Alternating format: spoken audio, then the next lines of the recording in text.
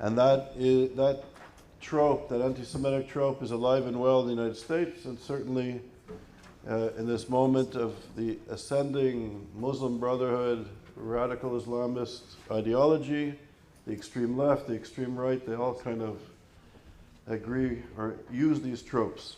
So we're very fortunate to have Sharon Waxman here, who's from LA and lives and works in Hollywood.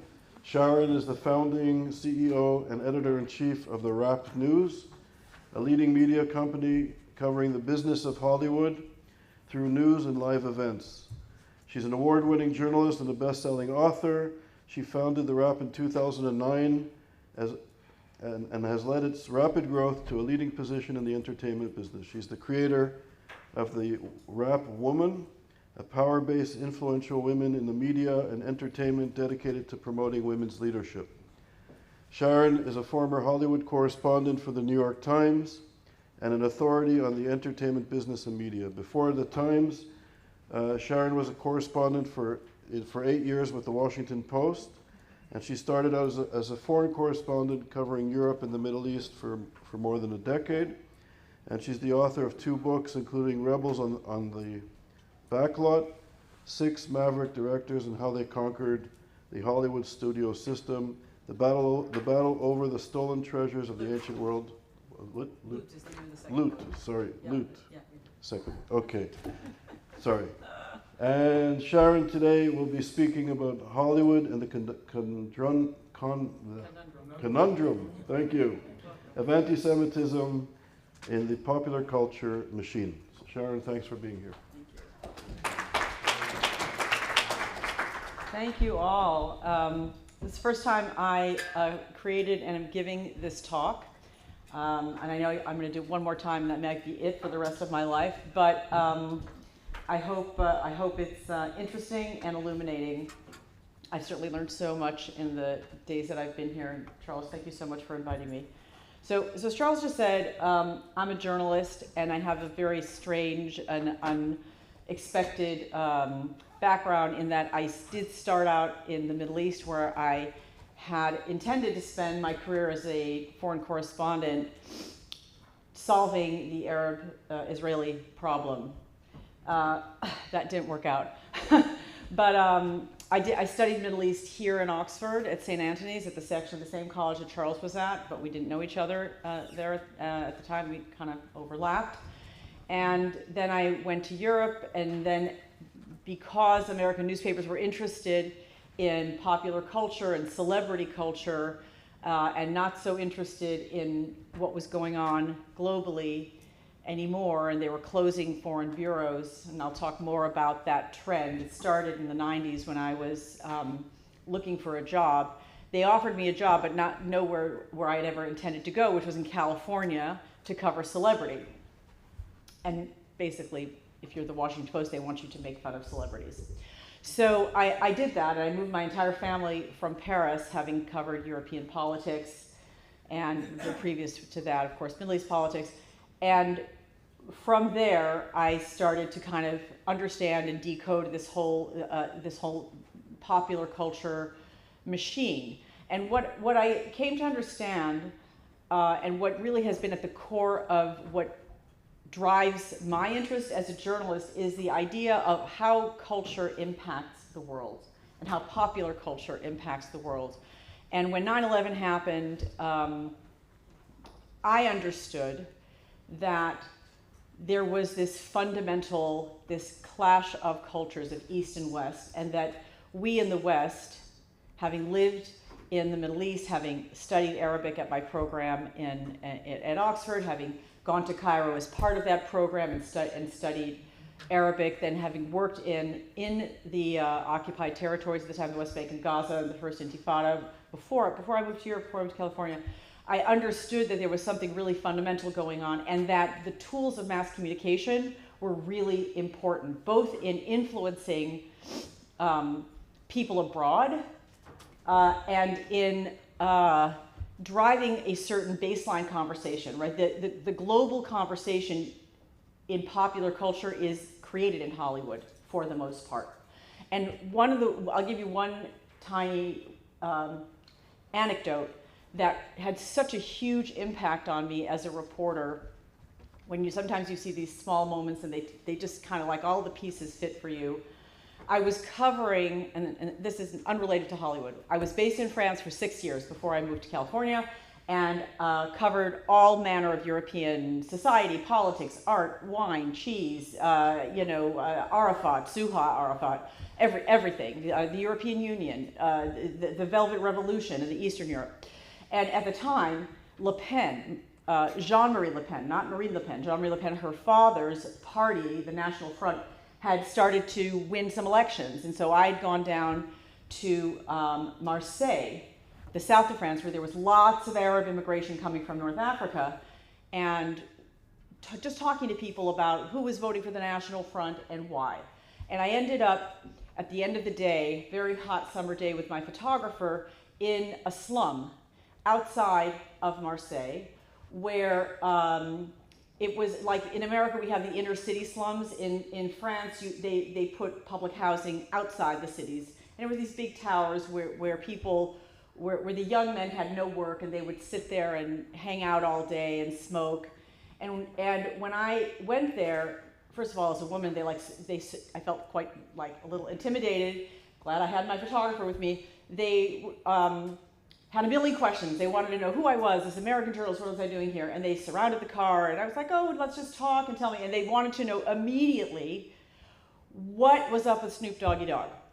Like they thought that because I was American, I knew Snoop Dogg, I understood what Snoop Dogg was up to, I followed hip hop, but that was their culture. For them, that was like the most meaningful thing that they could ask me. So I understood in that moment the power of the culture that's coming out of California and how it has impact all over the world aspirationally, in creating a global language that we all talk about. We can all talk about Michael Jackson, we can all talk about Snoop Dogg, and it is a very powerful way actually to unite us. Anyway, so my books, my work, and then since October 7th, it's brought me all the way back to the beginning of the coverage that I did in my 20s. And by the way, I didn't just cover the Middle East in my 20s. I went back and I covered the Second Intifada in between covering Hollywood. So it was very strange, but for me, it's not a problem. I covered the Iraq War for the Washington Post, and after 9/11, I did a series on how Islam was using mass communication to propagate their message, and spent one night with Pakistani cab drivers all night long talking to them about how the Muhajirun and how they had become so passionate about this Islamic message, and they just passed cassette tapes at the time. There was no Twitter, there was no Facebook. In 2001, when I went there, they were just passing cassette tapes back and forth with the sermons, and while they were driving, they would listen to this and get excited about Islam. So since October 7th, those of us who are I consider myself inside the industry. I've now been there 20 years, and I can't call myself a visitor and observer anymore. I'm really very much part of that community. They're my friends. They know that I'm a journalist, wear my journalist hat, I'm not messing around, I'm asking tough questions. But I can't say I'm not on the team, kind of on the team. And I know all the power players, and it still remains a very Jewish industry. And when October 7th happened, there was this very odd response, which remains today to be the case, which is this incredible fear, this cloud of fear descended on the entertainment industry, and paralysis, like no one knew what to say, which struck me as very disappointing, because when 1,200 innocent civilians are slaughtered, it's really not that hard to come up with something to say. Doesn't matter where you stand on the Israel-Palestine issue. From a purely human decency point of view, it shouldn't be that hard to say, this is a terrible thing, and I am disgusted as a human being that this could happen. But it was hard for people to even say that much. And so I didn't really need to be like, oh, why is this happening? But it being here, and it actually has led me to come to this seminar or symposium, whatever you want to call it, to really explore what is underneath all of this fear. And it manifested itself in a number of really odd and not logical, or sort of not the way you would think, kind of just as a reasonable, like, why would that be? So the first thing I'm going to show you, this is just my opening slide because I thought I'd show you, these are the founders, some of the founders of Hollywood. That's Louis B. Mayer at the end, that's Carl Laemmle, that's Adolf Zucker, all of these guys, and there's a story that's attached to this, but all Jews, all of the founders of Hollywood were Jews. So we're clear. When people say, oh, it's a Jewish industry, oh, you shouldn't say that, that's anti-Semitic. No. It's a Jewish industry, for sure. And remains, has a very strong Jewish aspect, culture, ethos, vibe to it, mores, still today. But the industry, which was started in the 1910 through 1930, 1927, they were Jews, and they were all Jews who were refugees or immigrants from Eastern Europe, various parts of Eastern Europe, Ukraine. Zucker came from Hungary, and Louis B. Mayer, by the way, really kind of the father of modern filmmaking. Anyway, and they absolutely pulled themselves up by their bootstraps. One was like a furrier. They created out of nothing. Now, they weren't all destitute, penniless immigrants. When Adolf Zucker, this guy, came to Hollywood, he was already quite wealthy, had a huge estate on Long Island, blah, blah, blah. But they took a chance. I mean, this whole thing of this idea of like making a movie and putting it in on a stage and selling tickets, this was very new in the 20th century. And they had to take a lot of risks. So like one of the first things, that I think it was Carl Laemmle did was to license basically The Passion of the Christ, which was done in Germany every year since like the 17th century, and somebody had filmed it because they had just invented film, and he essentially licensed it and showed it in a couple of theaters, like stage theaters in New York. And they, just to see if people would come. People did come, but like 1 or 2 showings. And one of the great theatrical impresarios said to him, this isn't going anywhere. this movie thing you're doing is not going to go anywhere. Okay, so I'll move on. We'll talk about 3 things I want to talk about today, just to give you examples of anti-Semitism. One is what happened with the Writers Guild after October 7th. Second is what happened with the Motion Picture Academy Museum this year. And thirdly, I want to talk about media coverage of Israel, which is not Hollywood per se. It has to do with news coverage, which is a topic that I am very passionate about. In fact, all the way back to doing my MPhil thesis on that topic here. And we'll talk about that, because I think there's a lot of people have very strong opinions about that, and I think it would be worth taking some time to understand that. So this is, after October 7th happened, all of the guilds, there's a directors guild, there's a producers guild, there's lots of other ones like cinematography and stuff like that, but the main guilds above the line is the Screen Actors Guild, the Producers Guild, the Directors Guild, and the Writers Guild. Those are like the main groups that represent the creative class of Hollywood. And one by one, they all kind of managed to come up with a statement condemning October 7th, what happened October 7th. Except the writers. It's very odd. The writers, that's the head of the Writers Guild, Meredith Steen. And this was one of the stories, this was a story that I broke at the time, which was basically, again, there's a whole omerta in Hollywood. We don't talk about the Jewish thing. it's too awkward. I don't have that problem. So what was happening, the story that I broke on October 22nd, was that there was this huge internal battle inside the Writers Guild of writers who wanted to denounce the slaughter of October 7th, and others who were absolutely opposed to saying anything that might appear to undermine the Palestinian cause. And this was a story that I wrote then. It talked about, here were some of the writers. Howard Gordon, who, by the way, I think has an Israeli origin. He wrote Homeland in 24, if you all know those shows.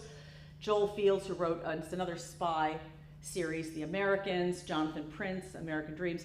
There were a lot of people, and I had to dig this out, and I actually know people on the Writers Guild board, one of whom I texted, and I said, is this true that the Writers Guild is like in crisis because they can't manage to come up with a statement condemning October 7th?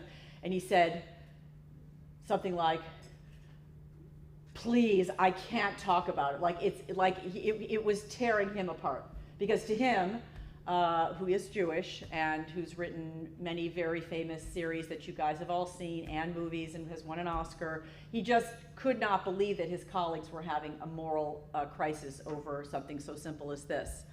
So several said it was beyond comprehension that their board could not do something all the other Hollywood guilds and major companies had already done, make a simple declaration denouncing the massacre of innocent civilians in the most brutal of ways, even while also recognizing Palestinian suffering. David Cohan, the co-creator of Will and Grace, you guys have heard of Will and Grace, one of the many shows, by the way, written by a pair of Jewish executive producers who created the show, that has very much helped move the needle on LGBTQ issues and attitudes in the United States. He said that it was shocking to me. It's either cowardice or something worse. What's the something worse? We don't really want to say it. You don't, what's the word? It's the word you guys say all the time. It's like some form of anti-Semitism. It's some kind of anti-Zionism. It's something so uncomfortable that he doesn't want to say the word. So that was the Writers Guild. And that was the story that I broke. And after that, and several other things that I wrote, because I wrote a piece on October 8th about my thoughts on the massacre, having reported in Gaza. In fact, I think I'm probably one of the few people in Hollywood who's actually been to Gaza and reported from there. It's been a long time, but the sad thing about Gaza is that, how little has changed in terms of the potential of this enclave and actually what has happened since I was there in the late 80s. So this is the Museum of Academy Motion Picture Arts and Sciences. It's an incredibly beautiful new building. It opened in 2021. This is an old, you can see kind of, it's got a 1920s kind of style building that used to be one of these gorgeous department stores. This, and then it has all this kind of space age. Renzo Piano, if you know, the famous architect who did the Pompidou Center, is the architect. And it took a really long time to build this museum. It took, probably somewhere between 12 and 15 years. They ran out of money. They had to switch the director. But this thing cost $500 million, this museum, when it opened in 2021. Heretofore, there really had been no museum to actually commemorate the entertainment, like Hollywood, which in the city where it was born, it seemed like a big miss. And by the way, I happen to be like, I really love museums. My book, Loot, is about museums. It's about the great museums of the West and how they were built, and sort of cultural friction between source countries and their collections. So I'm a big museum gal. Anyway, those are actually the actual ruby slippers that Judy Garland wore in The Wizard of Oz. They are in the museum. And the museum opened in 2021, and there was something very odd about it. Maybe some of you have heard this, maybe some of you read it. I got a whiff of it, that the museum did not have any information about the founders of Hollywood, the Jewish founders of Hollywood. And I actually, at the time, asked one of my senior reporters to go check it out, because the news first came out that like this huge museum opened, and David Geffen, a Jew, had given all this money. Chaim Saban, an Egyptian Israeli, had given $100 million. There's a Steven Spielberg gallery, like Jew and Jewish person, like the Jewish names are like, as the donors are all over this building. And there was not a single exhibit about the fact that this industry was founded by Jews. Further irony, Louis B. Mayer, whose photo you saw before, was one of the founders of the Academy of Motion Picture Arts and Sciences. He was nowhere to be found in this $500 million museum. Strange. So I just anecdotally, just to sort of give you an example on the ground of like how awkward it is to say or talk about Jewish stuff. I asked one of my reporters, he happens to be Jewish, but wouldn't have mattered, one of my senior guys, I saw that Tablet or somebody like that, a Jewish outlet, had raised the issue of there's no, where are the Jews in this museum? And I'm like, I only got to do like a cursory fast tour. I don't have time to like really look at whether this is a valid complaint. Could you go check it out? Actually, the first reporter I asked, it was an African-American reporter, very senior, really smart, could not get her to go. Over 3 weeks I kept saying, would you please go check it out? Just go take an afternoon, could you please go check it out? She never found the time to do it. I'm like, okay, she's not gonna go. Then I asked another senior writer who happened to be Jewish. I'm like, Ben, could you please go tell me if this is, hokum, if they're just oversensitive and they're blowing it up, or if really this is, seems like something that's missing. He goes, he comes back, and he says, I can't tell, but I'll write a review of the museum. So he writes a review of the museum. So just so that you understand, this really was the approach of the museum. Even on a cursory visit, which I did, you could just see the whole museum was very woke. It was intended to be, and I thought this was very like an odd framing, but not that surprising given what we've all seen happen in academia and I suppose now museums, which is the museum's not really a celebration so much of the industry of cinema. It was actually very consciously like this lesson in all of the sins of the entertainment industry. So, and I'll just, for context, I'll remind you that this is opening maybe 6 to 8 months after the death of George Floyd, when in America we're very, very focused and determined to be anti-racist and to be very conscious every day in how we need to do better by the Black community and other marginalized communities in America. And the director of the museum, by the way, had been removed over other reasons, who was a white dude and didn't get along with the board, and replaced by a University of Chicago, I think she's a historian of cinematic studies, Jacqueline Stewart. She's an African American, and she's brilliant, and she had a podcast. We'd hear her on the radio all the time, and they completely shifted after like I'd say in 2020, they shifted the lens on what they wanted the collection and the exhibits to be, from a more historical view to a more contemporary look forward. How can we do better and be more inclusive as an industry? And this idea of centering complicity, I don't use words like centering because I'm too old, and complicity is another word I don't use. That also comes out of it. This is all from a piece that was in The Guardian when the museum opened, which is captured very well the vibe of the museum, which was, here was one of the lead curators, as the Academy, we want to recognize our own complicity, said Dara Jaffe. She's an assistant curator on a tour, and they were very excited to show like very obscure filmmakers, an indigenous American, Native American filmmaker, while sort of not talking about like pretty big, obvious stuff like, I don't know, could be Gone with the Wind or whatever. So after many delayed launches, leadership shakeups, much pandemic upheaval, here's a museum that is refreshingly critical of Hollywood's failings. Even if there are limits to the extent the institution affiliated with the Academy can address the reality of ongoing exclusion and the role the Oscars play in perpetuating problems. It was really very much this feeling that you're having your finger wagged at you when you walk through the exhibits. This is the CEO. This is Bill Kramer, who at the time was the museum's director, but was subsequently promoted to be the CEO of the whole Academy. because there's the Academy, which gives out the Oscars, and the museum is now a branch of that. We're celebrating movie making, but we're having hard conversations about components of our history that are less proud, he says. We need to speak honestly about who we are as an industry. So that was really the vibe of the museum when it opened in 2021, and whoops, they forgot the Jews.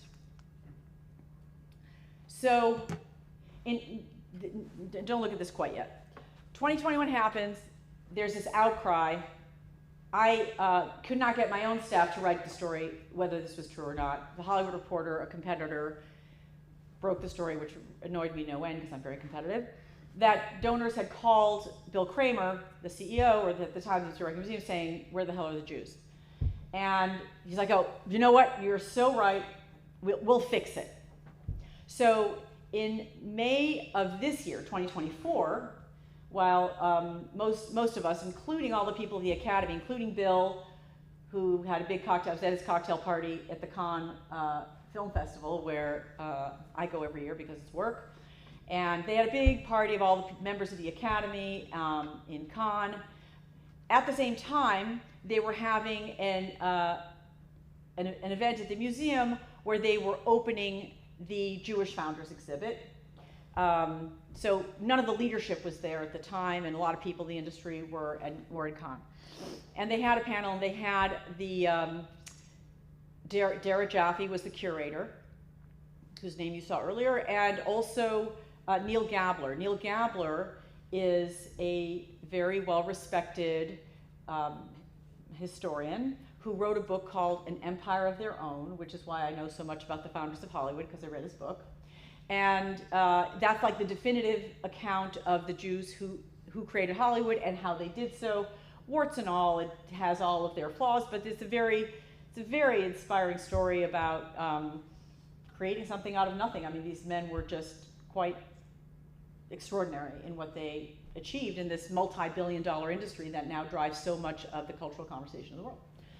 So this opens. I get a call like late May because, oh, by the way, I had also been to Israel. I'd written a series about Israel, about the Nova exhibit, about the survivors of Nova and trauma. I just had become the go-to person in Hollywood for Jewish stuff because people knew I'm not afraid to write about stuff.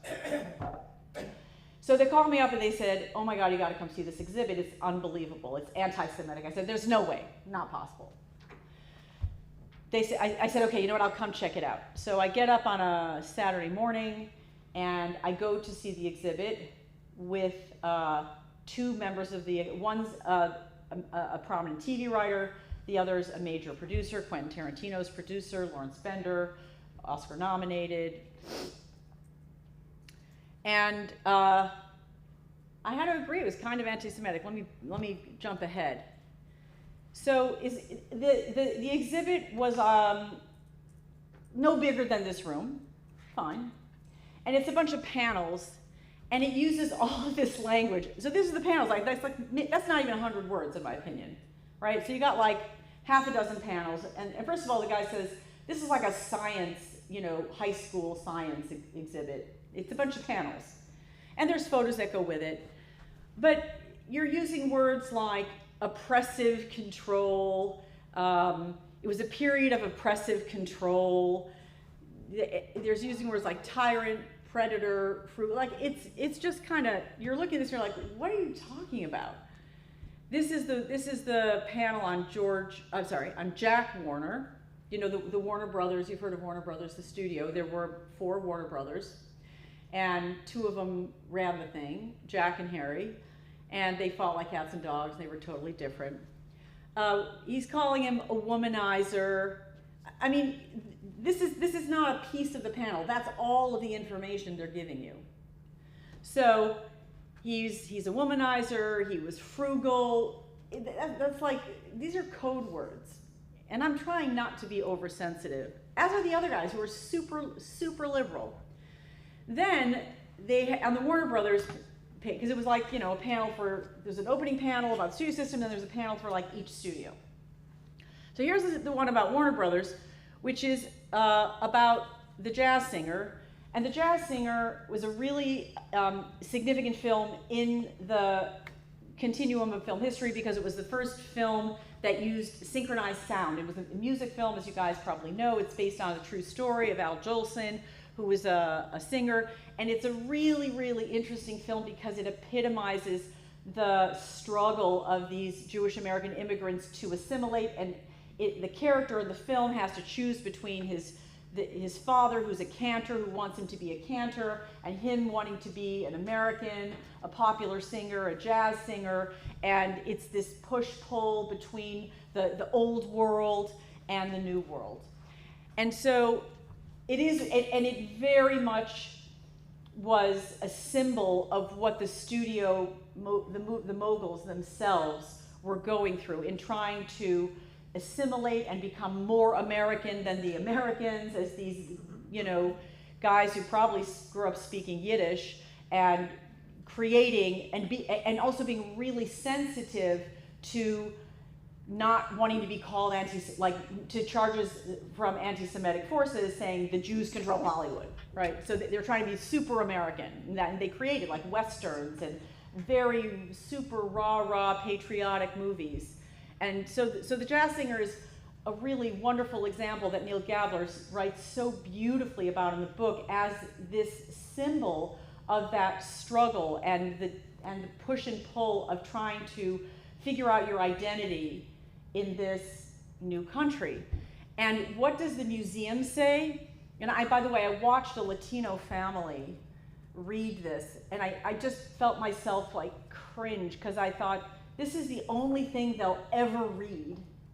It was like a mom and a dad and their 2 kids on a Saturday at the museum. I thought, this is the only thing they'll ever read about Warner Brothers history. This is it. And it's about, here's the first feature with synchronized sound, Save the Floundering Warner Brothers. And then like half the thing is about, he performs in blackface, perpetuating a century-long tradition in the United States that caricatures and dehumanizes black people as part of a marginalized minority. Just in case you didn't get the point, Jakey and the Warners seek acceptance as Americans by embodying the dominant culture, invoking a popular symbol of racial oppression that further harms another marginalized group.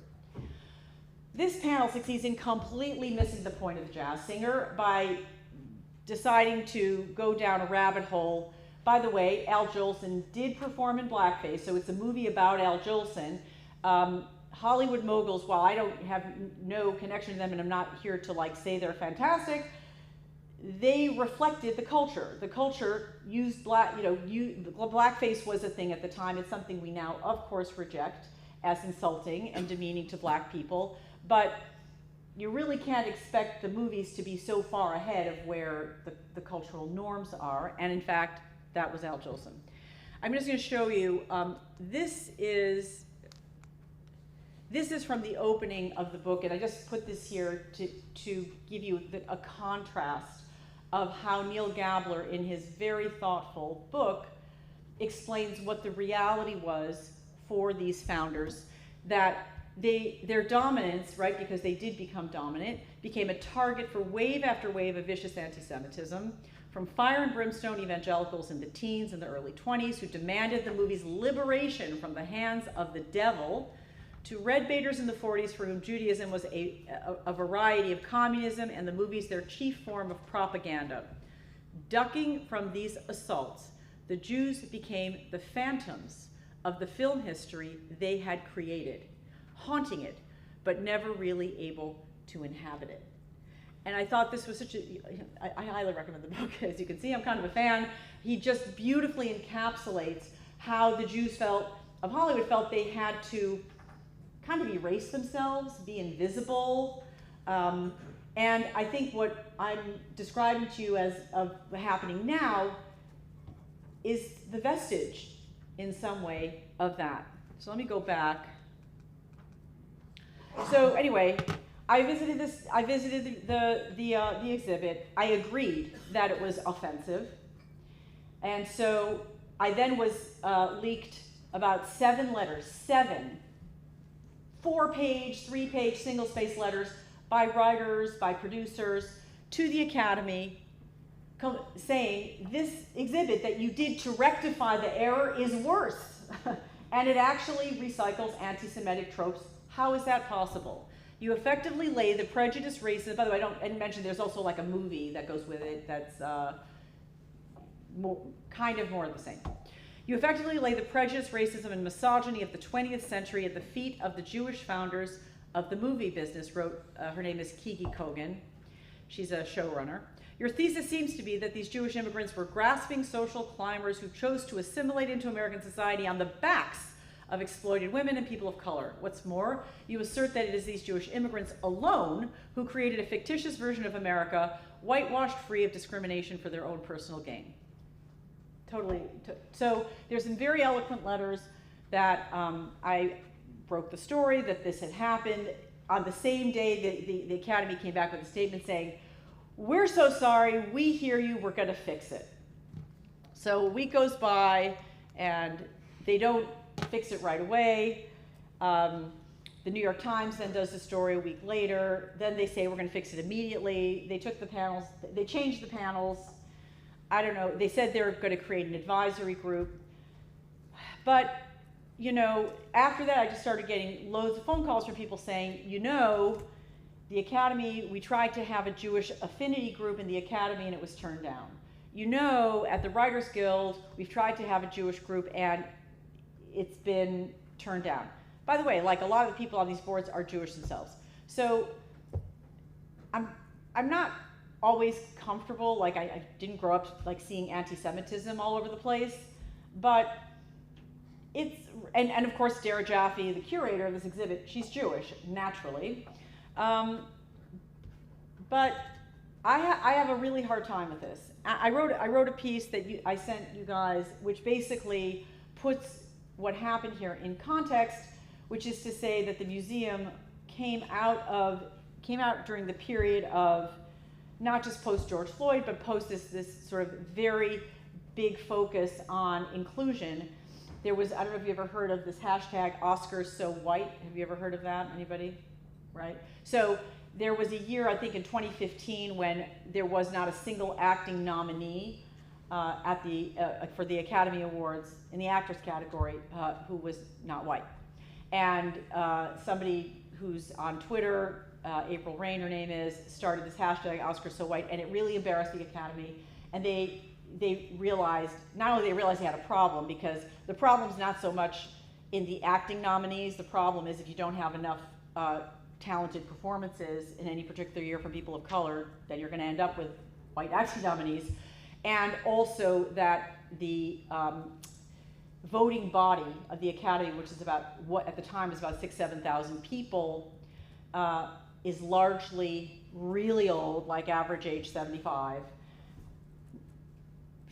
70% male and like 95% white at the time. It was like 2015, it was ridiculous. So the Academy, very embarrassed by this, set out to really change the composition of the Academy, and they very aggressively expanded the voting membership and very aggressively expanded into including people of color.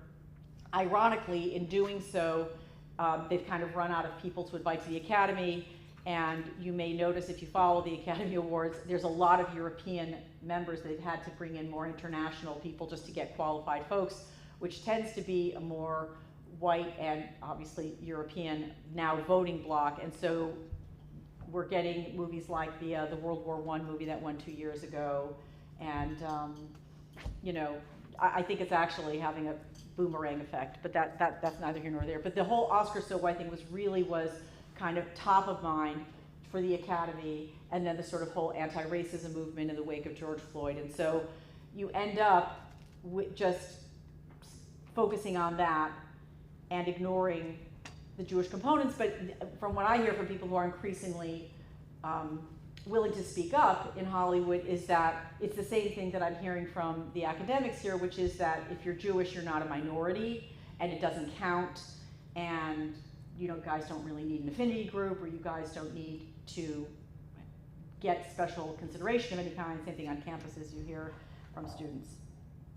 So they've got egg all over their faces, they've had to redo the exhibit, and they don't like me.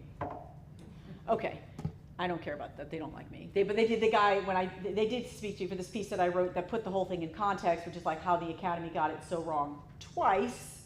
When I spoke to the head of the Academy, he did mention something like about your tickets to the Oscars, and I'm like, really, you're gonna like not invite me to the Oscars because I'm writing this. You do you. Okay. What time is it?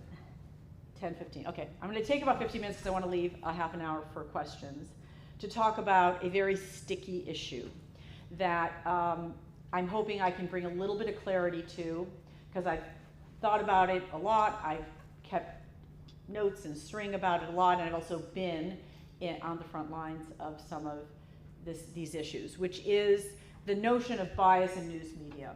And I think that there is certainly among the people who are pro-Israel, that there is a strong sense of an anti-Israel bias in news coverage today.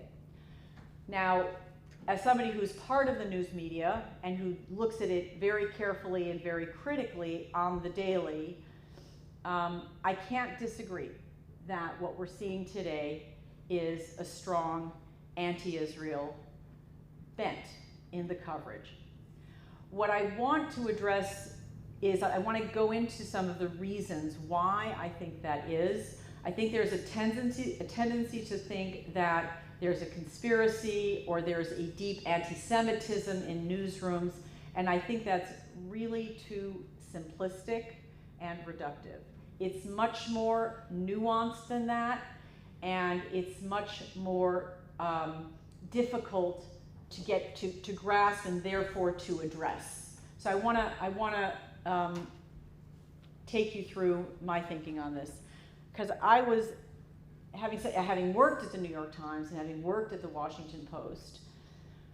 I'd be really shocked when I'd see, something like this, which is this is the strike on Shifa Hospital, and you guys might remember that the initial headline, this is back in, I want to say November. Anybody can see the date? I don't see the date, but anyway, it was killed. The initial headlines were killed 500 people at Shifa Hospital. Then, if you look on the right, that shows you all the changing headlines as the New York Times kind of scrambled to cover its ass, because it was taking information from the Hamas Health Ministry, or from the Gaza Health Ministry, which is run by Hamas. And it had a really significant impact because Biden was supposed to go and meet with Arab leaders on ceasefire discussions, and after this happened, he canceled that meeting. So it actually had, this headline had an impact on geopolitical decisions, actually. And as many of you will remember, what it turned out to be was a shell from, not Hamas, but maybe somebody remembers that Islamic Jihad, who were sending a missile from nearby, and the shrapnel fell in the courtyard of the hospital, and it was a few dozen poor souls who were killed, not 500, and not by Israel, but the damage was done. And so, when I saw this, and I called my friends, and I'm like, how the fuck does something like this happen? And they say, oh my God, it's the breaking news desk. They have a bunch of kids on the breaking news desk, and they don't know how sensitive this stuff is, and so they're under so much pressure to be competitive and get the news out within minutes. Then the grown-ups come back and they look at it more carefully and they change the headlines. And I'm like, well, that's a great system. That's working super well. Then there's the BBC, which this is just from a piece that one of you guys here actually sent me this past week, which the BBC is unbelievably egregious and really anti-Israel, and obviously so. And when I say that I wrote about this in my MPhil thesis, my thesis at the time was about comparing coverage by British outlets to coverage by American outlets, and why Americans were seemed to be more pro-Israel and British outlets seemed to be more anti-Israel. And my whole analysis at the time was basically because it was post-empire and the Brits felt a more affinity for the Arab natives because they had colonized and been there for a long time, and they were more apt to kind of be more sympathetic than Americans for various reasons. This is just pointing out the network has issued some 80 corrections to its reporting since Hamas's October 7th onslaught, wrote Danny Cohen, who led the network's TV department from 2013 to 2015. Something is going badly wrong. Mistakes don't happen 80 times. Then this is the Washington Post, my old outlet, and which I loved very, very dearly. And here is just this past week, you know, this terrible tragedy of Hezbollah hitting this soccer field and 12 Druze children being killed. And this is the Washington Post front page the following day. I believe this is like a week ago. Israel hits targets in Lebanon with that photo. It leaves the impression that these people are weeping and mourning over victims from Israel hitting targets in Lebanon, when in fact those are grief-stricken Druze families who are mourning the missile shot by Hezbollah.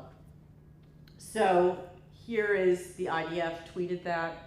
A lot of people did. Here's Richie Torres. He's a member of Congress who is very staunchly pro-Israel. I have no idea why, but I love the guy. I don't even think he's pro-Israel. I think he's pro-fact. So he called it out, and so we cover media. We covered the story, and I'm particularly interested in this stuff. The Washington Post had to publish an editor's note, which wasn't quite an apology, but saying this was misleading and we should have taken more care. So what are the reasons for what is now this seriously damaging, I'll call it an anti-Israel bias because I don't have a better way of putting it. It's just a propensity to sort of see the conflict as something that, where the Palestinians are victims and basically have no agency at all. And one of the things, by the way, in the piece that I sent you guys, I know many of you know Mati Friedman. When I started in the Middle East at the Reuters news agency. Reuters is a news agency where, like, in the first in any global news story, I had when the Intifada broke out, I moved to Jerusalem because I'd had this degree and had the languages. I was working on the Washington Post foreign desk as a kid after my master's, and I'm like, the Intifada broke out. That's my cue. I'm going. And so I did, and I got hired by Reuters. And Mati worked for the AP about 10 years after I did. So we both had the experience of what it's like to work in a really intensive, rolling news, no deadline. Deadline is right now news environment, which is how everybody works now in the digital age. But at the time, like, we were always on the front line. When you work for the news agencies, I just want to explain, you are first and you have to get it right. So you have to both be. That's my training. You have to be first. And you have to be right? You have to be first, and like there's a presidential election, everybody's looking at the news flash from the AP or the news flash from Reuters, and they go from there. So you get really sharp in knowing who your sources have to be, spelling whoever's name right, and somebody's dead, you got to get it right. He's reportedly dead, he's presumed dead, like all that stuff actually matters. I framed my story that I wrote about media bias around Mati, who had written a book and articles about the fact that at the AP in the 2010s, he started noticing that his editors were either not allowing him to report what was going on in Gaza, or when Hamas would do something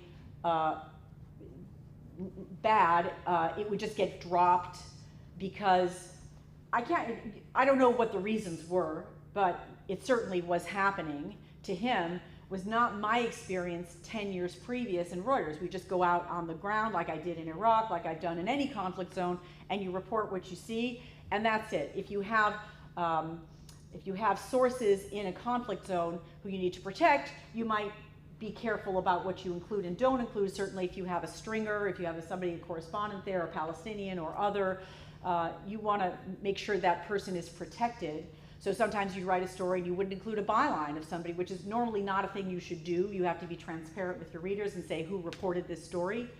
I notice now that the New York Times does not include names often of people I don't know who they have in Gaza. And my constant drumbeat with the New York Times is you need to tell your readers that you don't have anybody in Gaza because people presume that you do. But there was a reason I was saying this. I can't remember. But the point is that the reasons for this happening are, I have three major reasons. One is that the decline, the internet that has challenged news organizations, right, since the 90s, since I was trying to get a job, means that they have cut back on their foreign bureaus. So when I was coming up, everybody had a foreign bureau. The Philadelphia Inquirer, the Atlanta Journal-Constitution, the Dallas Morning News, the Boston Globe, not just the New York Times and the Washington Post and the Wall Street Journal and the BBC and CNN. In the Middle East, every regional and mid-sized paper had a correspondent there. As the business model for newspapers started to get ravaged by Google and by technology in general, they had to stop de-emphasizing. That went early. And so almost none of these organizations have foreign correspondents anymore. Almost none. And that's why, you see a lot of independent journalists who are who find it really, who are very passionate about covering conflict zones and foreign affairs and human rights and all these, people who are being killed and who are suffering as a result of geopolitical decisions. There's a lot of young people like that. They often are just going on their own, right? Like the guy who was beheaded by ISIS was a freelance journalist who was there on his own, poor soul. James something, I can't remember his name. Yeah, James Foley, yeah. He was just working on his own, and I thought, like, you're gonna risk your life to have no support system? If you're going for the Washington Post, and believe me, I have friends, including Marie Colvin, who was killed by a Syrian missile in Syria, or maybe a Russian missile, I should say, in Syria, including Anthony Shadid, who was the Pulitzer-winning Washington Post correspondent who I worked with, died infiltrating the border in Iraq. He had, I think, an asthma attack, and there was no one there to help him, and he died. Usually you have some support system, somebody looking out for you, somebody on a satellite phone is like, are you okay? Do I need to get you medical help or whatever? Or are you under arrest? Are you being stopped by soldiers at a checkpoint? I'm going to call the diplomatic embassy right now, and I'm going to call the State Department and make sure. Evan Gershkovich in Russia. The Wall Street Journal, I just want to point out, the Wall Street Journal is not in Russia today.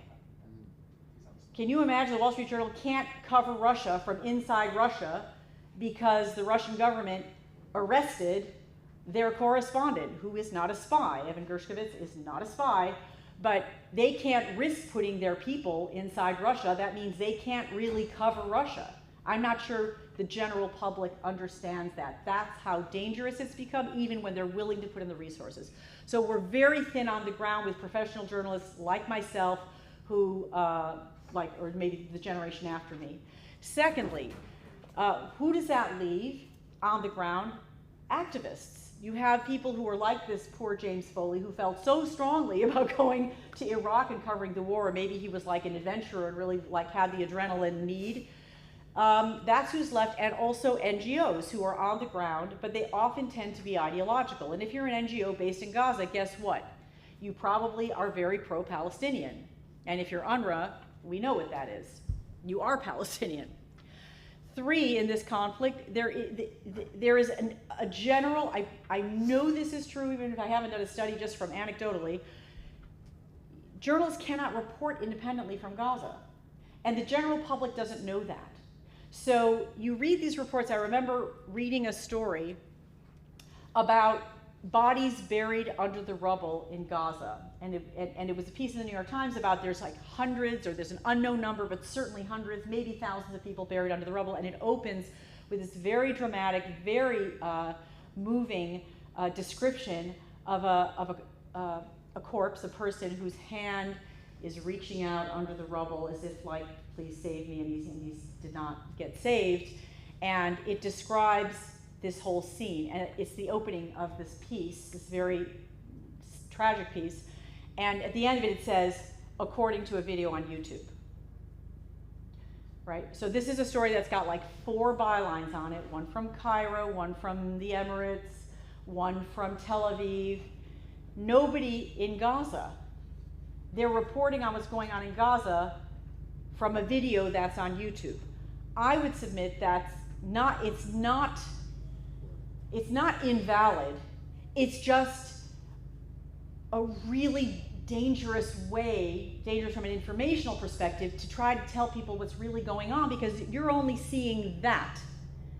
I want to pull the camera back, and I have no idea what is in that frame when I pull back, or what the neighbor says next door, or what the Israeli army guy says who is either helping or not helping, or who bombed the building, or what Hamas says. And the point that Mati Friedman was making to me, which I thought was so powerful, is if you read the coverage of the war in Gaza, you feel like Israel is waging a war against the population of Gaza. You would not know that they're fighting Hamas, because there's never any reporting about what is Hamas's strategy, how many Hamas fighters are, what is their, inside the Hamas command center. You don't ever see that reporting, right? And so I would say, I understand why you don't see that reporting. If you're a Palestinian reporter in Gaza, you better either you're Hamas, which is possible, or know that you're being watched, and you know what Hamas wants from you. You're in an authoritarian regime, and so if you have any sense of self-preservation, you will be careful. Just like in East Germany, and the Stasi is watching you, you are going to be careful of what you write. So I am down with that. I understand it. And I also understand, I have a problem with the fact that Western independent journalists can't go into Gaza because Israel feels like they can't guarantee your security or whatever. Although now I think it's probably would be time to let people in. But my whole contention is, tell the reader, we are not able to be in Gaza. Because I will tell you, when I wrote this piece, which said this leads to a skewed and often confusing narrative with a tendency to lead into a simplistic portrait of Israel as an aggressor in this conflict and Palestinians as the victims. All I'm asking for is transparency. I'm not asking for different reporting, but let the reader know, because when I wrote this piece, the biggest response I got was not, you're a pro-Israel sympathizer, I expected to get all that. No, I got people saying to me, what do you mean there's no journalists in Gaza? I'm like, yeah, there's no independent journalists in Gaza. That's right. Like, really? That can't be true. I got in like major arguments with people on every side of the equation. And then the following week, Christiane Amanpour, who is very respected and rightfully so, went on Jon Stewart, and the first thing she said when he asked her about the reporting from Gaza, she said, well, the biggest problem is we can't get into Gaza. She got creamed by the pro-Palestinian movement saying, what do you mean there's no journalism? How dare you say that? There's Palestinian journalists who are putting their lives on the line every day. And so she had to like walk it back. Don't say the truth. So what I wanted to say is, I don't believe that there is, an anti-Semitic strain in American newsrooms. I think American newsrooms are under intense pressure to not go bankrupt. And I sure would not want to be the foreign editor on any of these major dailies and getting the pressure from all sides. It's a thankless job. It was always a thankless job to cover the Middle East for the New York Times, because they have so many passionate readers on both sides, and a lot of Jewish readers who are not shy about expressing their opinion. But I do think this is the reality that we're left with. And it's very sad for me, because it's very different from a news perspective than when I started out covering this conflict, just hoping to sort of tell the stories of the human beings on the ground who are being impacted by this on both sides. And today, I think it's really hard to do that, just to tell the human stories. I mean, what I would love to do is go to Gaza and spend a week with a regular family and just tell the story of what it's like to be, how do you get food, how do you educate your kids, and some of the people who are doing that work, actually, I've seen, Vox Pop reporters in the West Bank, just putting a microphone in front of your average Palestinian saying, what do you think? And, you get some real eye-opening comments when you see that stuff. Anyway, that's my presentation. I hope you liked it.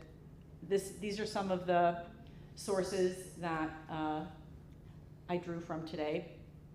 And that's it. Thank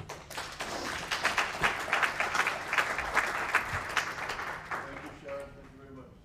Sure. I have to say, first of all, huge thank you for that. That was really refreshing for me. And quite a relief to hear that.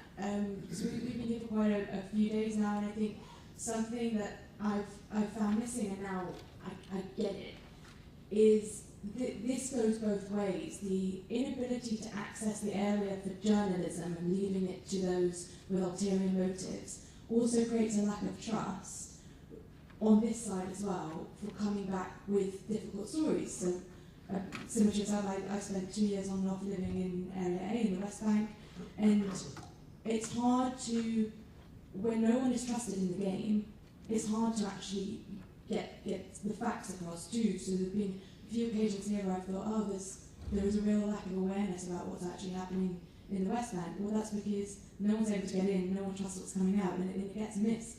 So that just really helped me deal with some of the stuff I've struggled with over the last few days. But I did have a question with the museum. If the whole museum was about the sins of Hollywood, do you think maybe they chose not to talk about who founded it because they're actually trying to protect them from it? No, because I spoke to the people who made the decisions at the time. The more, and none of them would speak on the record, so officially these conversations didn't happen. But one of the people making in a decision-making position at the time said, we just were pushing it down the road. We wanted to, they said a few things. They said, we're worried about declining movie attendance. We want to make this museum exciting, feel fresh, feel forward-looking, feel relevant, and get people excited. They also said, you know, the city of LA is 50% Latino, which is true. We need to be relevant to the Latino community and speak to them. Although the museum is like, you know, a tourist destination as well. But so on the one hand, the thinking was, it wasn't a focus. We just wanted to be making this feel fresh and young and relevant, right? So so the first exhibit, one of them they had was the movie Real Women Have Curves, which is a wonderful film starring America Ferrera at 19. If you saw Barbie, America Ferrera is like the mom in the movie, and she's very skinny now, and she was very curvy at that time. She was like 19. It was a Sundance movie, and it's about a working class Mexican American family in a sweatshop in downtown LA. And they did a big exhibit at the opening for that, and they had a thing on Spike Lee. So they said that, but then I talked to somebody who had left the museum, and she said two things that actually drove me to go back and read An Empire of Their Own from end to end, because I thought maybe I missed something the first time I read it 25 years ago. And she said, these were bad men. I'm like, they were? I'm like, Harvey Weinstein bad? She goes, well, kinda. So that turns out to be actually completely false. By the way, you can be a womanizer and not a serial rapist, which is what Harvey Weinstein is. If we're going to start leaving people out of museums who stepped out on their wives, I think our museums are going to be very empty.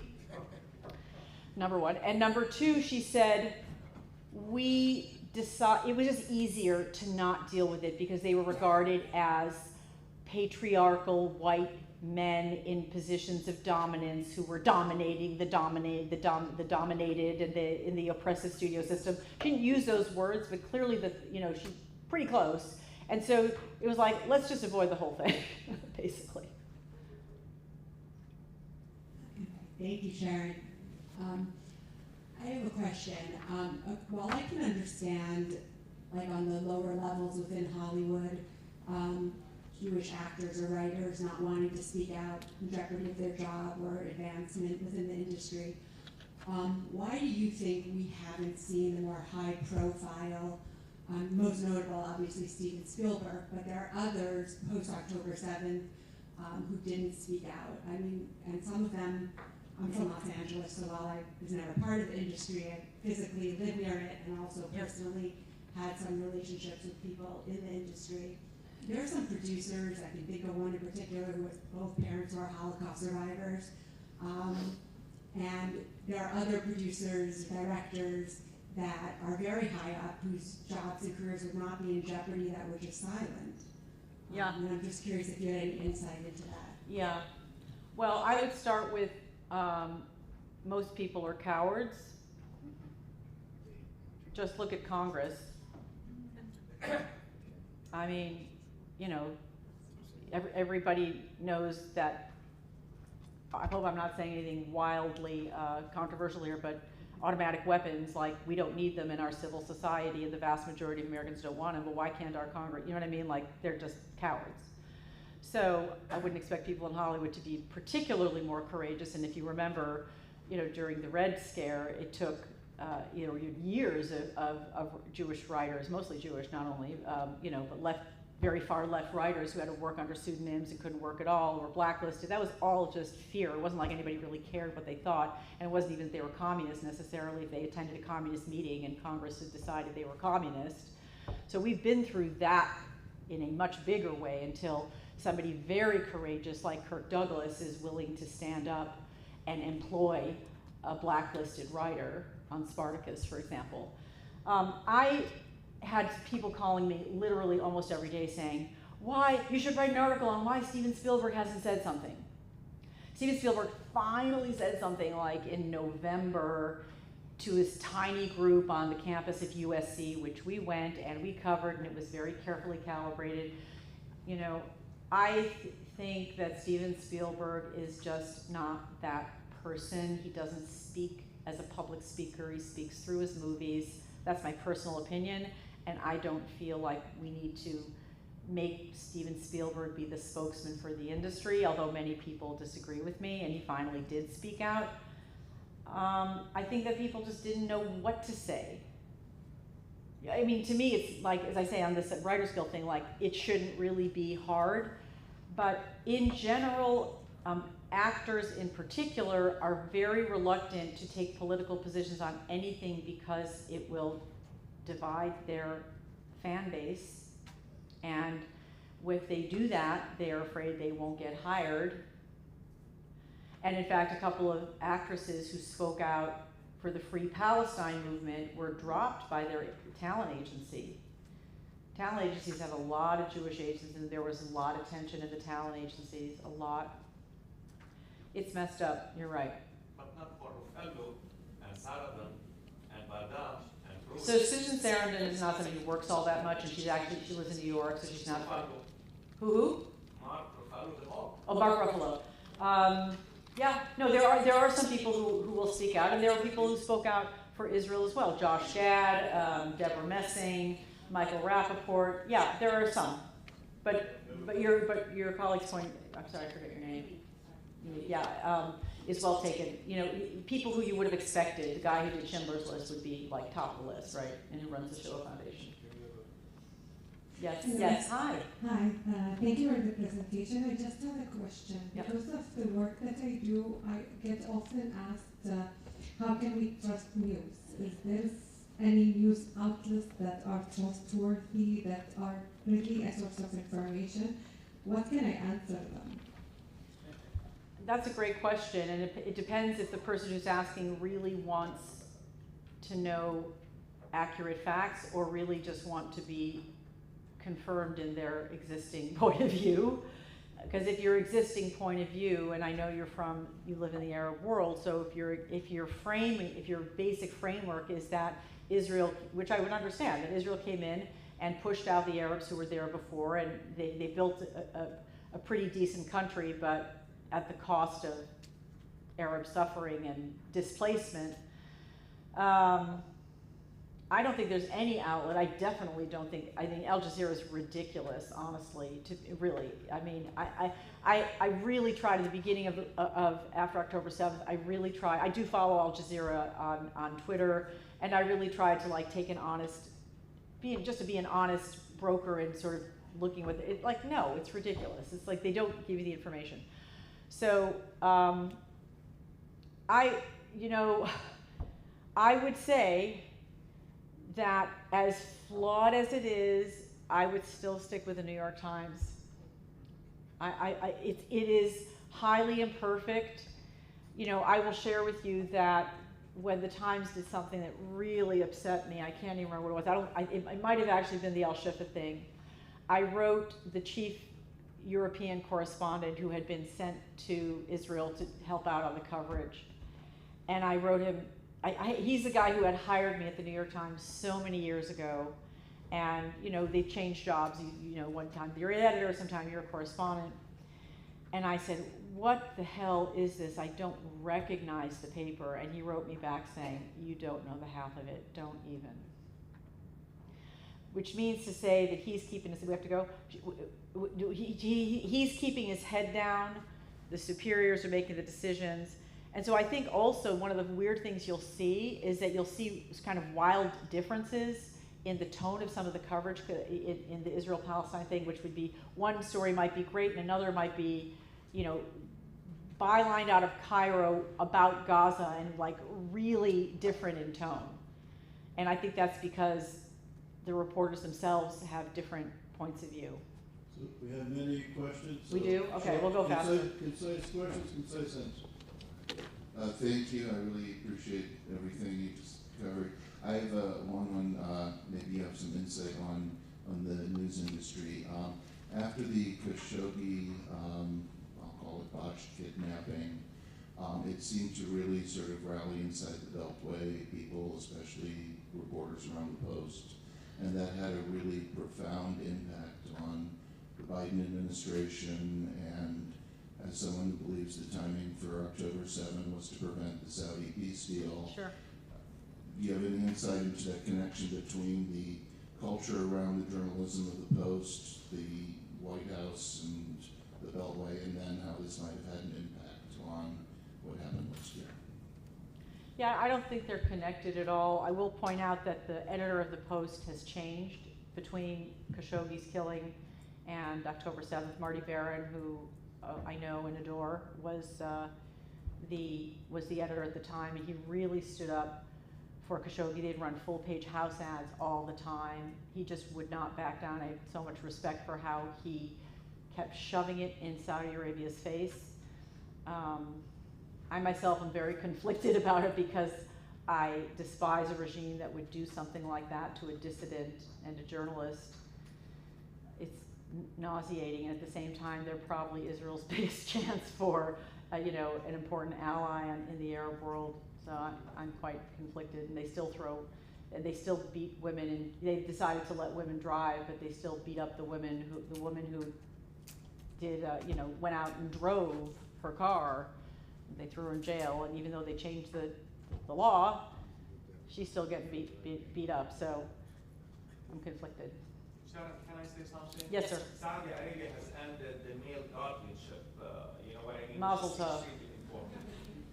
But I think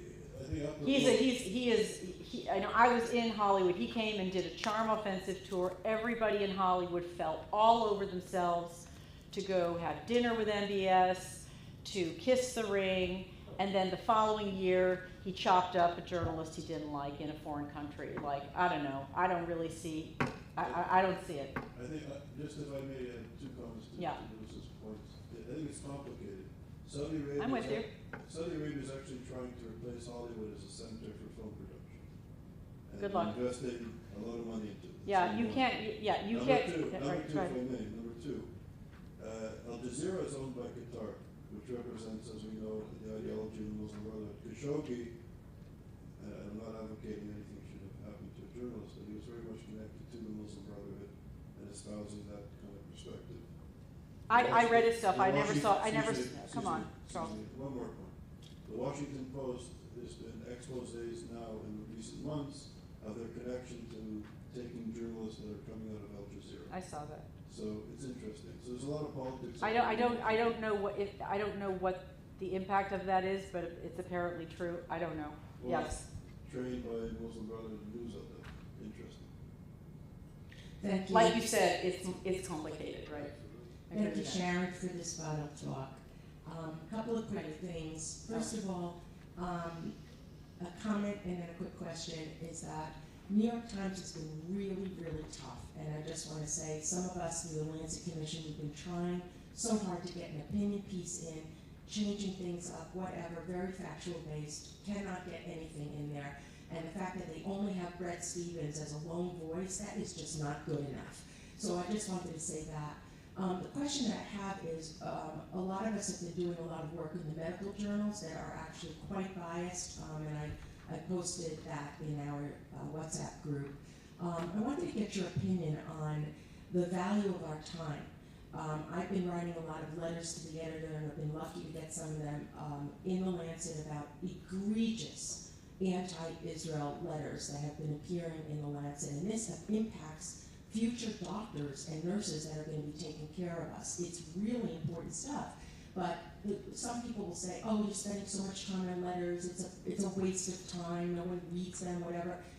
The pushback and being more effective, what's your thought on that? 100% write letters, 100%. I mean, it just, you got to use your voice, and you should just, even if they're not published, I'd encourage everybody to use your voice as a free individual. It does matter, and it's so hard to penetrate the bubble of decision making in news organizations because they're so busy. They are under so much pressure. 90% of the people who write, that's not true, but I mean, you have a lot of crackpots who write you. Mostly I get crackpots, you know, they're written by hand and they're really scratchy on the thing and they have collages that they paste on, you know. I mean, I've gotten those since I'm 22 years old. So a cogent and well-argued letter by a person of credibility such as yourself or your colleagues, I think, yes, it might not get published, but it absolutely makes a difference. Right. So we have 10 minutes and a lot of questions. So what I'm going to do, I'm going to collect 3 questions very quickly. Thank you so much for your presentation. So you mentioned the Islam neighborhood in France. I come from Belgium and we do have also Islam neighborhoods. Do you think that like the media, especially, I mean, some leftist media outlets like in France and in Belgium, but also try to please this kind of neighborhood by having like a narrative or a discourse which is a little bit leftist, and instead of targeting the main problem of these neighborhoods like integration and the fact of abiding by the rules of democracy and gender equality. Do you think that this kind of media, like for instance what we have in Belgium, sometimes when I see the titles, I see that most of the time it's targeting, putting the blame on Israel, and when you read the articles like the Israel bombarded the Yemen instead of the Houthis, and keep on presenting, for instance, the Houthis as a rebel group instead of saying it's the terrorist group. Do you think that mainstream media plays a crucial role in maintaining this kind of narrative and discourse? And we are in an era in which we do not have journalists like very neutral journalists. Instead of that, we do have influencers. Thank you. Thank you so much. It was so illuminating, and it was very important to put into perspective, I believe, the importance of popular culture and the effect of news media, and for us, for the academics here, to understand that that even people like Spielberg, who is so influential and so invulnerable compared to most academics, is intimidated by all of this. Yeah. Sharon, thanks for the presentation. Quick question. You mentioned about the factors that lead to, there's basically a lack of awareness and lack of independent journalists on the ground. But I'm curious, couldn't some of those same factors apply to reporting in other authoritarian regimes, Russia, China, Iran, Venezuela, etc.? We would express a healthy dose of skepticism toward official governmental reports, I think, from those countries, but somehow when Hamas figures come out, they seem to be accepted much more readily. Question, one more question, and then Sharon, you can respond. Thank you, and thank you so much for the interesting presentation. I have two questions in very concise. in the frame, too important. In the framing of October 7th. So you said there's no independent journalism in Gaza Strip, which brings me to think that actually journalists participated in entering Israel on October 7th. They were part of the also the Nukhba and also other citizens who entered Israel, which made me feel they had previous knowledge of this. And what do you think about the function of journalists in this area, in politics today, and in maintaining peace?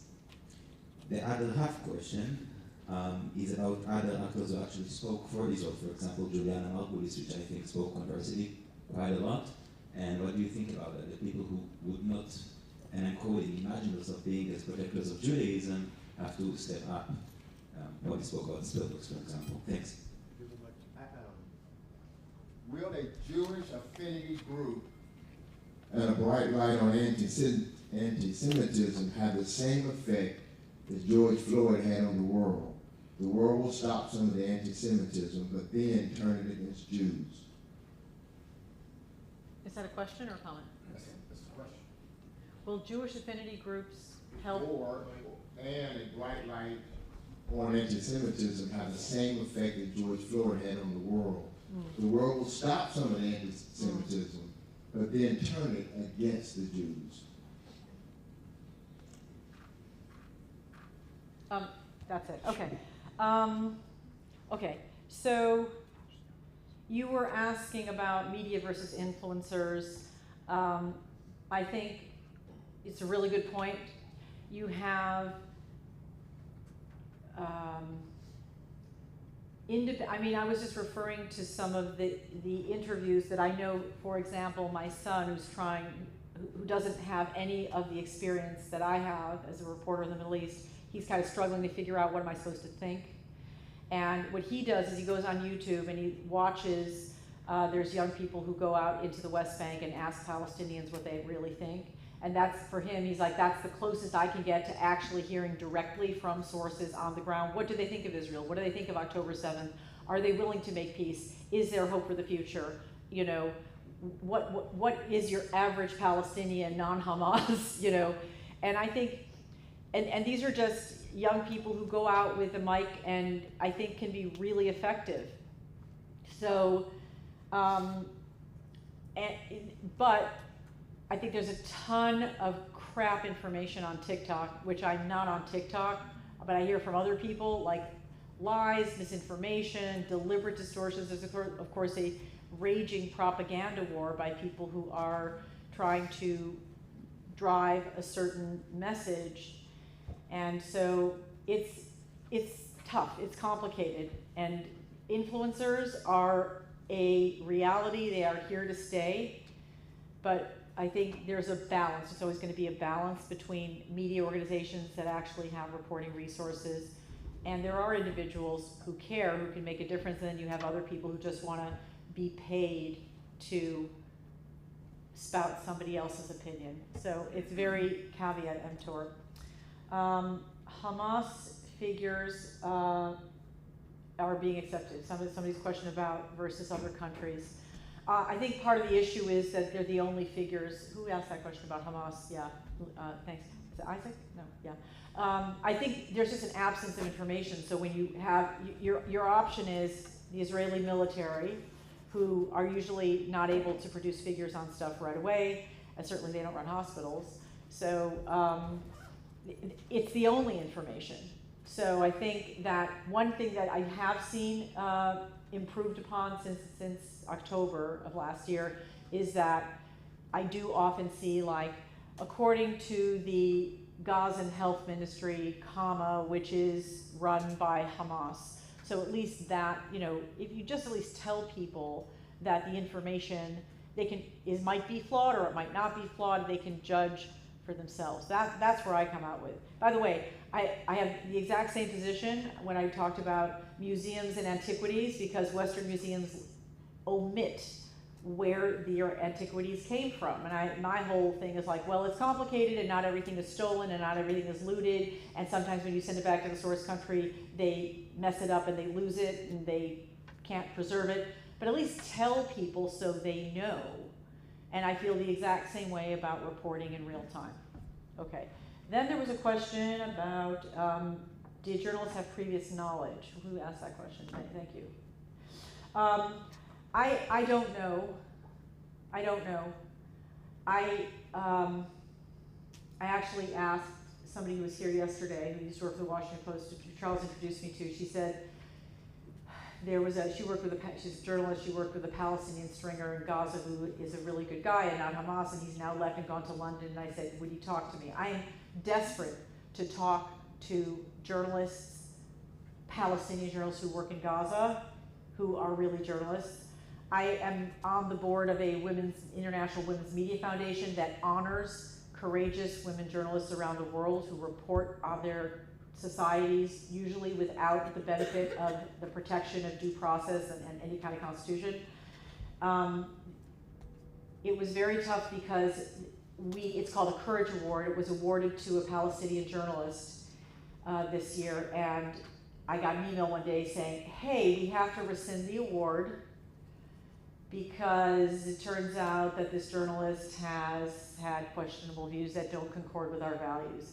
And I was not part of the selection committee this year, but I was like, and I didn't even want to look because I just didn't want to have to get into a fight with the International Women's Media Foundation, which is an organization I love and does a ton on behalf of women journalists who risk their lives. But it had to be rescinded, and now I follow this girl on social, and she's, it's propaganda, it's pure propaganda. So I think there's a lot that needs to be unearthed there. I'd love to be the person who does it, but I probably don't have time. Last question about George Floyd and anti-Semitism. Well, we haven't had a George Floyd moment. I mean, I suppose you want to say October 7th is the equivalent of that, but you've seen how that's only actually fueled anti-Semitism ultimately around the world. So I'm not so optimistic, but also the thing about George Floyd, I can't remember your name, I'm sorry. Dell. Is it was so simple and clear.